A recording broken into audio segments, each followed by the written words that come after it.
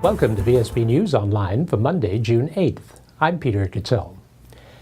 Before meeting with Premier Michael Dunkley at Cabinet this afternoon, a united group of charities opposed to the surprise increase in health premiums went public with a press conference to air their concerns.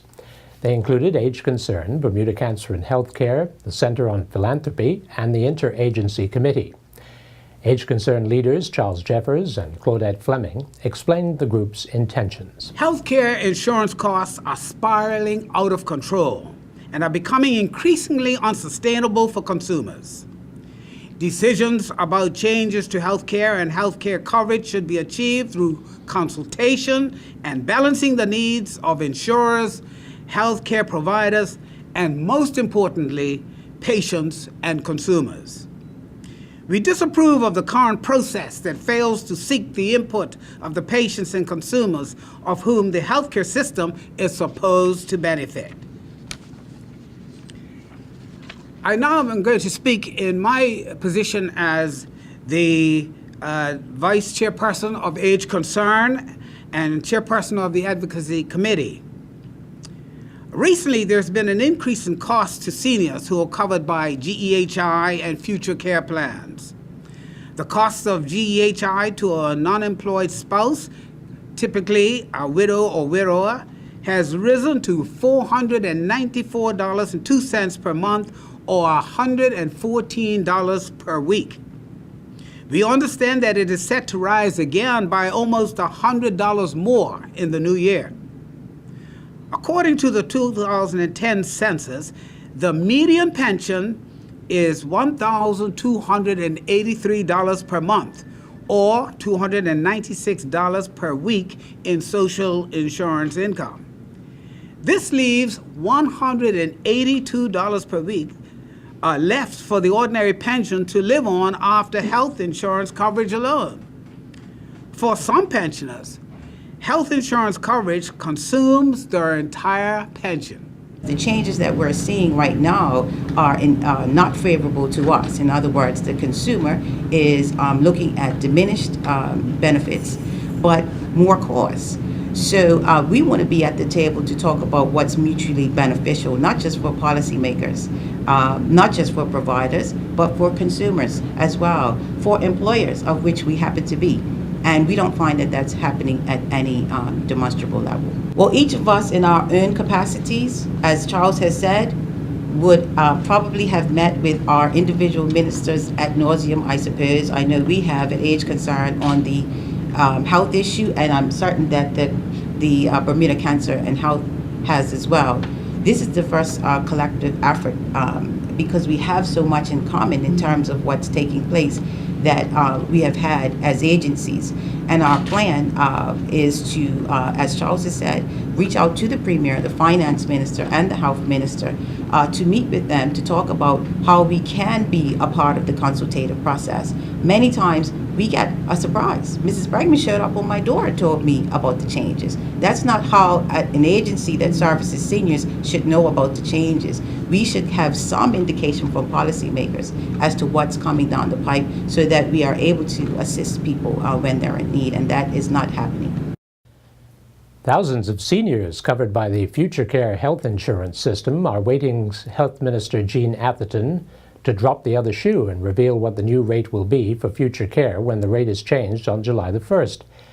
In all of the release of documents, statements, and debate in Parliament over the 12% increase in the standard benefit rates, no mention has been made of Future Care, but unofficial sources have assured VSB News that the $450 monthly charge, now paid by over 3,000 seniors, is likely to increase by around $50 in less than a month's time. A former premier and a staunch advocate of women's rights will be inducted next Sunday as Bermuda's two new national heroes. Minister of Community, Culture and Sports Patricia Gordon-Pamplin announced today that Sir Edward Richards and Gladys Morale will be inducted on Sunday during a ceremony in King's Square, St. George's. Both Gladys Morale and Sir Edward have significantly shaped our country and her development. Indeed, their contributions have been profound. Both individuals embodied many of the criteria that had been established under Bermuda's National Heroes Guidelines to help determine national heroes. Many will remember Gladys Morrell as one of the primary forces advocating for women's voting rights in Bermuda for 30 years. Ms. Morrell demonstrated tremendous courage, perseverance, and fortitude in the face of serious challenges, mountains of obstacles, and personal risk of imprisonment. This lady of stature also shone a spotlight on a number of other issues in the community at that time, including the very high infant mortality rate. She was a co-founder of the Bermuda Welfare Society, which established Bermuda's district nursing system. She was also concerned about environmental issues, hence the Morrell Nature Reserve has been named in her honor. Sir Edward was instrumental in shaping and directing the political landscape as we know it today. Sir Edward was one of the principal architects of the 1968 Bermuda Constitution. During his tenure as the leader of the government, major political changes occurred. The Constitution was further refined, resulting in the now familiar bodies and titles such as Cabinet, Senate, Ministers, and Premier. Prior to his involvement in the political arena, Sir Edward had been a school teacher at the Berkeley Institute. He was active in organizations such as the Pembroke Hamilton Club and the Warwick Workmen's Club, and also previously worked as an assistant editor of the Recorder. Bermudians could well look to the sea when in search of career opportunities. This from the Chief Executive Officer of the British-based Sailors Society, Stuart Rivers. Stopping off in Bermuda after a tour of Canada, he arrived in Bermuda on Saturday, called on the Governor, Mr. George Ferguson, at Government House, visited the Bermuda Sailors' Home, where he talked with Charles Webb in the Captain Banyard Room before leaving for the UK tonight. There are some, fabulous opportunities at sea, not only to see the world, but you can progress through the ranks and make a career of it rather than it just being a job. How important is seafaring to, say, a community the size of Bermuda? I think it's important to everyone around the world. It facilitates global trade, and if you look at the whole world, 90% of everything we consume comes by sea. So without seafaring, we would be very restricted in what's available to us. For a community like Bermuda, being an island community, I think it's even more important. I'm guessing that the volume of consumed goods must be even higher than 90% here, because you have limited agriculture and so on. So yes, it's increasingly important, and the tonnage is expected to double by 2030 because we are consuming more. We're a consumer society. And we'll be back with more news right after this. The Marketplace Food Court is you and your family's one-stop shop. Start your day at the Breakfast Bar with omelets made to order and traditional Bermuda codfish breakfast. The chefs will cook lunch and dinner to your liking. Along with the salad bar, sandwich bar, sushi bar, and fruit bar, the Marketplace Food Court is your kitchen away from home. Every day is hassle-free with nutritious meals from the Marketplace Food Court. Visit us 7 days a week. Homemade cooking, quality service, all at prices you can count on. The Registrar General has pointed out that under the new Charities Act, it is a criminal offence for a person, other than a registered charity or person acting on behalf of that charity, to solicit funds or receive funds from any member of the public, a donation for any charitable purpose or for any professed purpose which is otherwise benevolent. The only exception is a person who has been issued with a temporary fundraising license by the Registrar General. It is suggested that any person who does not wish to obtain a temporary fundraising license could enlist the assistance of a registered charity to engage in public fundraising on their behalf. Finally, as it would be a criminal offence to aid and abet an illegal fundraising appeal, media outlets are also advised by the registrar to ensure a temporary license is in existence. Community Affairs Minister Patricia Gordon-Pamplin was questioned in the Parliament about the increase in the number of people on financial assistance, where the total now stands at 2,708. Well, the information that came out from the opposition suggested that there are people who were in straitened circumstances but chose not to share that information with their caseworker. And in particular, they were worried about the copay medically. I look at the system and what the allowances are, and they ought to be covered. So if there is a deficiency, they need to be able to discuss information with their caseworkers. I think I want to make sure and get that message out, that people have to be open and honest with their caseworkers, because without basic information, the caseworkers cannot advocate on behalf of the client. So I think that that's very important to let people know that the caseworkers are not there as an adversarial situation. They are there to support the applicant and to allow the applicant to go through the process of what is allowable. So that's important for people to know. And I don't want people to feel like they need to hold back from their caseworkers. But there was a point that some people are turning up in debtor's prison or debtor's court, which you should know about. Is that possible? Well, I think that the suggestion that we send a caseworker down to have a look at debtor's court to see the people who are falling behind on their bills, I don't think it's practical. The bottom line is that the staffing that we have at the department are flat out dealing with the cases on an active basis. 250 per person? It may not be 250, but it's 200 and something. I don't remember the exact number per person.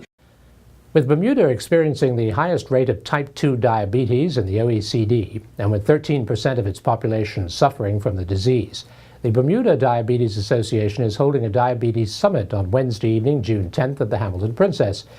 The event will hear from international experts in diabetes prevention about the latest efforts to combat the global diabetes epidemic. The summit will include a discussion involving the senior team of the International Diabetes Federation. And now we turn to Earl Baisden for the latest from the sports desk. Bermuda and Puerto Rico on Friday evening played their final FIFA 2018 Russia World Cup qualifying warm-up matches at the National Sports Center, with the game ending in a 1-1 draw. Bermuda took the lead in the 10th minute when a long ball sprung Angelo Simmons, who beat the advancing goalkeeper and then slotted the ball into the empty net. In the 21st minute, Puerto Rico came close to equalizing, and 4 minutes later, they did just that. Alejandro Yapaz outleaped the Bermuda defense to score from a header. Bermuda will take on Guatemala in their first leg match on Friday in Guatemala, and then return to the National Sports Center on Monday for the second leg of the second round match. Tyrone Smith finished fourth in the Sainsbury Birmingham Grand Prix Diamond League men's long jump yesterday. Smith, in his second consecutive meet, leaped over the 8-meter mark, recording a season best leap of 8.14 meters, but with the win at 2.3, Smith could not claim a World Championship qualifying spot. Jessica Lewis concluded competing in Switzerland. She is stated as saying, "I have had a great time in Switzerland on and off the track, but more importantly, on the track. Over the 3 competitions in the past 2 weeks, I have achieved 8 personal bests, qualified for the Pan American Games, and reached the A qualifying standard for all 4 of my events for the World Championships," end quote.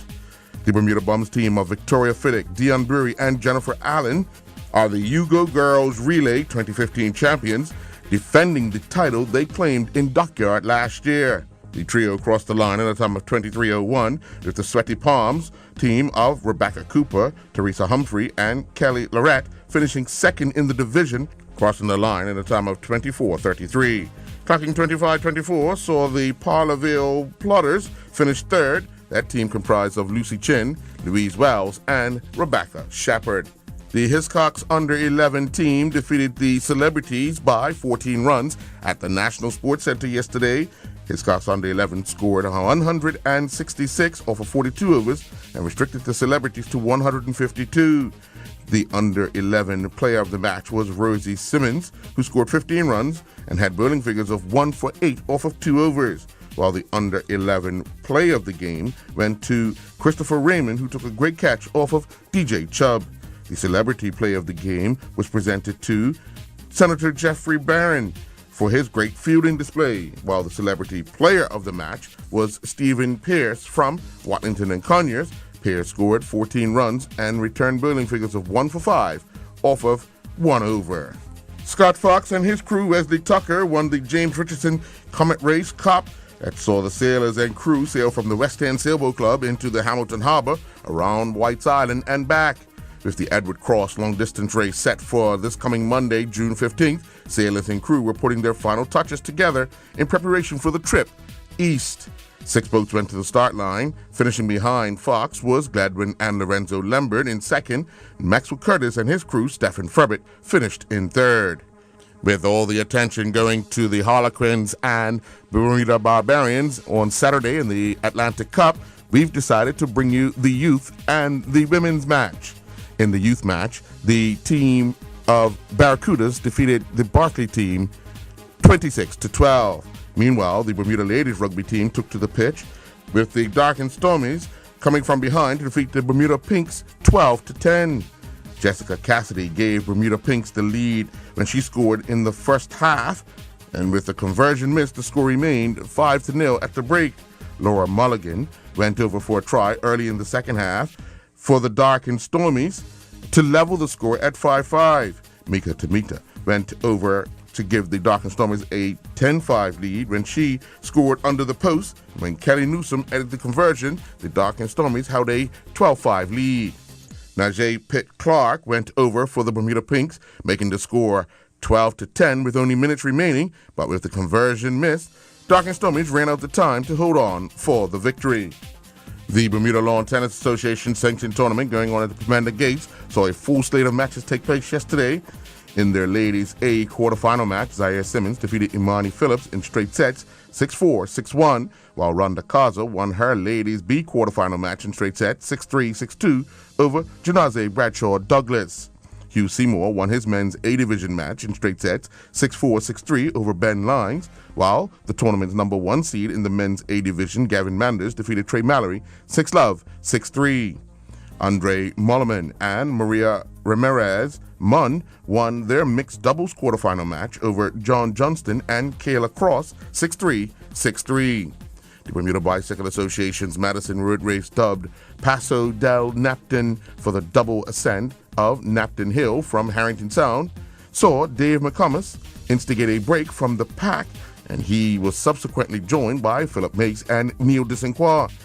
The three held off the chase attempts of the remainder of the peloton, with McComas taking the final sprint, recording a winning time in the Open A division, crossing the line at a time of 2:10.08. Mace finished second at a time of 2:10.10, and Disenquois finished third at a time of 2:10.21. Rayshawn Birch continued competing in the Hamburg Outdoor International Horse Jumping event, competing in the 37 competitor 1.40 meter table A class. Birch and Superhell finished 18th, recording a time of 43.83, but they recorded 38 penalty fault points. 45 competitors took to the 1.25 meter accumulator class, with Birch and Calavista 2 finishing 22nd. The pair recorded a time of 50.71, but they had 44 penalty fault points. Walker Campbell is the 20th annual Jimmy South Invitational Golf Champion, following his final round of 2 under par 70 at the Greenwood Country Club in South Carolina. I'm Earl Baisden reporting for VSB Sports. Looking at the weather for Tuesday, June 9th, there will be sunny periods. Winds will be northerly and light, becoming variable and light during the evening. We are expecting a high near 80 Fahrenheit and a low near 73 Fahrenheit. With a clear sky, the UV index forecast is 9 or very high. This weather forecast is courtesy of the Bermuda Weather Service. Thank you for watching VSB News Online for Monday, June 8th. I'm Peter Cattell.